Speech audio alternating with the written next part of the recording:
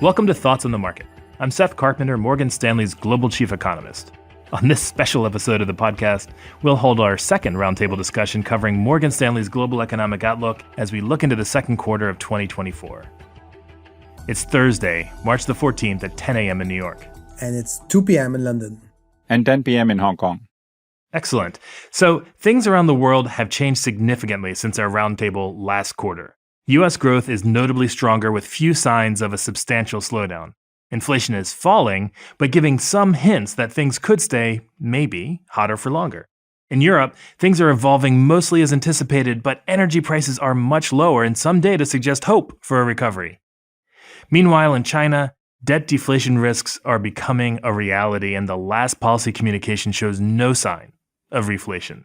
And finally, Japan continues to confirm the shift in equilibrium, and we are expecting the policy rate change imminently.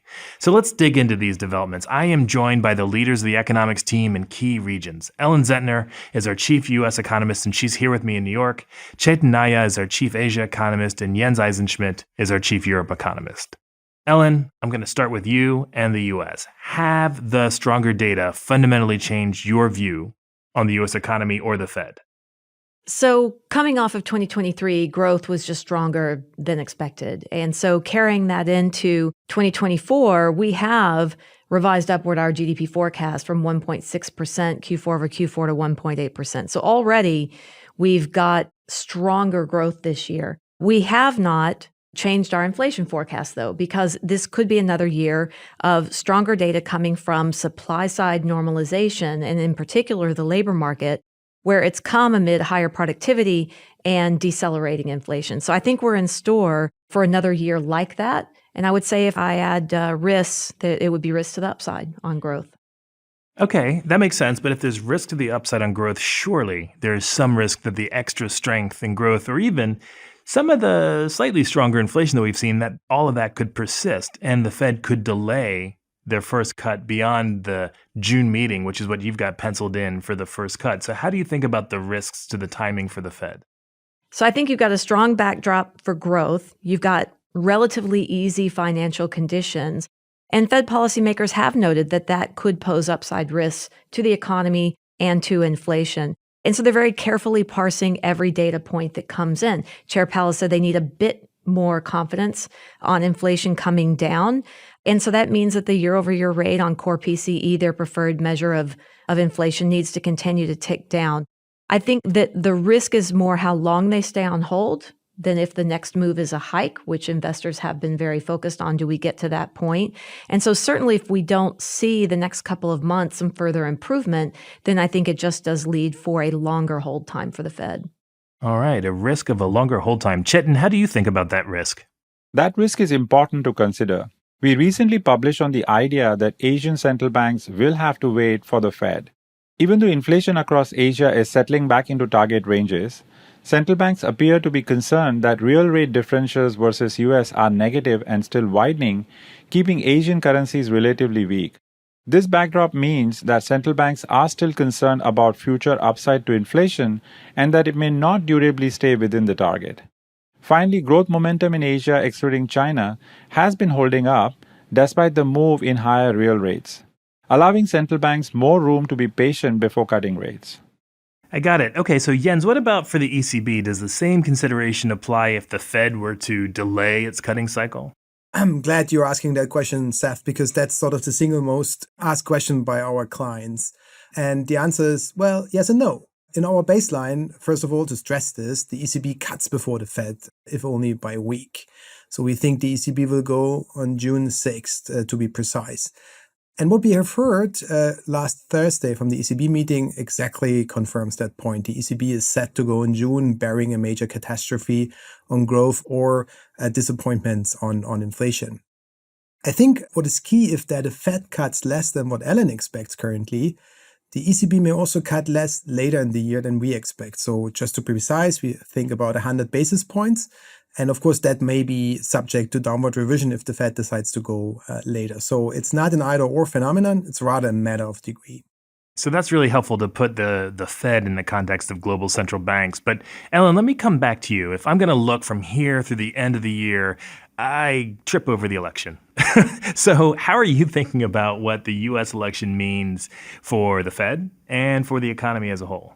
Sure. So I think the important thing to remember is that the Fed has a domestic directive. And so if there is something impacting the outlook, regardless, election, geopolitics, anything, then it comes under their purview to support the economy. And so, best example I can give maybe is the Bush-Gore election when we didn't know who was going to be president for more than 2 months. And it had to go to the Supreme Court. And at that time, the uncertainty among households, among businesses on who will be the next president really created this air pocket in the economy. So that's sort of the best example I can give where an election was a bit disruptive, although the economy bounced back on the other side of that. Can I push you there? So it sounds like what you're saying is it's not the election per se that the Fed cares about. The Fed's not entering into the political fray. It's more what the ramification of the election is for the economy. Is that a fair statement? Absolutely. Absolutely fair. One issue the election does force us to confront is the prospect of geopolitical tension, and in particular the fact that President Trump has discussed further tariffs. For China, it is worth considering the implications given the current weakness. That's a really good point, Chetan. But before we even get there, maybe it's worth having you just give us a view on where things stand now in China. Is there hope of reflationary fiscal policy? Unfortunately, it doesn't seem like a lot right now.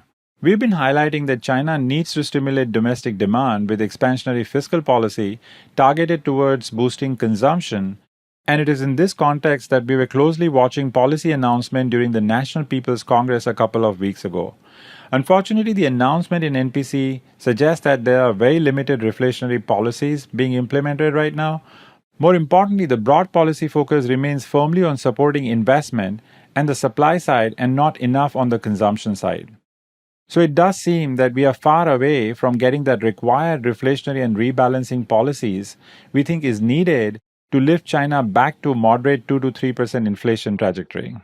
I would jump in here and say that part of the ongoing weakness we see in Europe, and in particularly Germany, is tied to the slowdown in global trade and the weakness Chetan is talking about for China.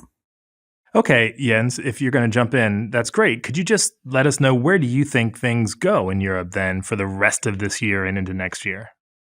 So we see indeed a small rebound.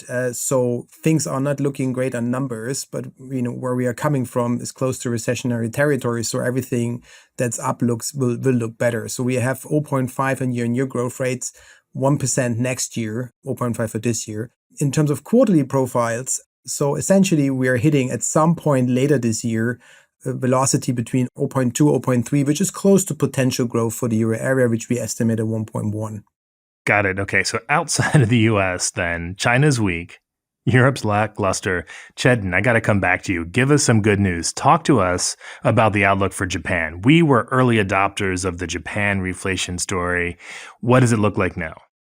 Well, the outlook in Japan is the exact opposite of China. We are constructive on Japan's macro outlook, and we see Japan transitioning to moderate but sustainable inflation and higher nominal GDP growth environment. Japan has already experienced one round of inflation and one round of wage growth. But to get to sustained inflation, we need to see wage growth to stay strong and more evidence of wage passing through to inflation. In this context, we are closely watching the next round of wage negotiations between the trade unions and the corporate sector. We expect the outcome of first round of negotiations to be announced on March 15th, and we think that this will reflect a strong acceleration in wage growth in Japan.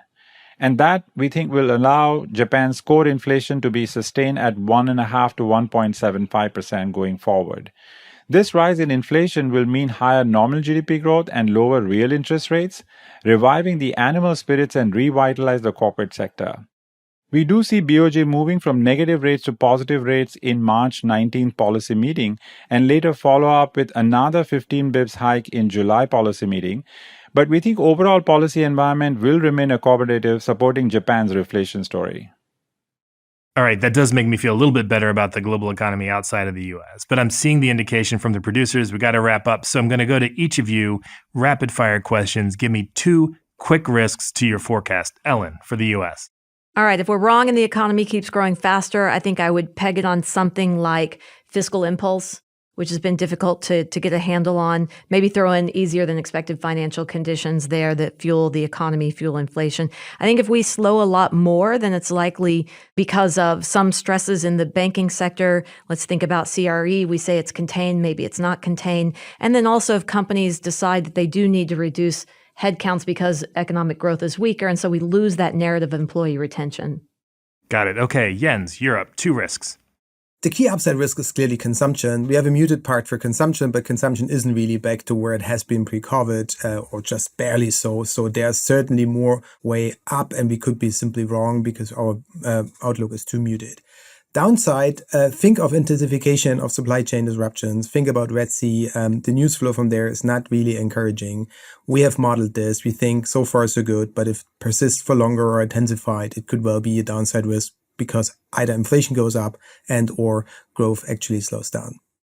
Perfect. All right, Chetan, let me end with you and specifically with China. If we are going to be wrong on China, what would that look like? We think there are 2 upside risks to our cautious view on China's macro outlook. Number 1, if global trade booms, that helps China to use its excess capacity and enables it to delever and lift its inflation. And number 2, if we see a shift in the reflationary and rebalancing policies such that there is aggressive increase in social expenditure on things like healthcare, education, and public housing. This would help households to unlock precautionary saving, boosts consumption demand, and gets China out of current deflationary environment. Ellen, Chetan, Jens, thank you each for joining us today. And to the listener, thank you for listening. If you enjoy the show, please leave us a review wherever you listen to the show and share thoughts on the market with a friend or a colleague today. The preceding content is informational only and based on information available when created. It is not an offer or solicitation, nor is it tax or legal advice. It does not consider your financial circumstances and objectives and may not be suitable for you.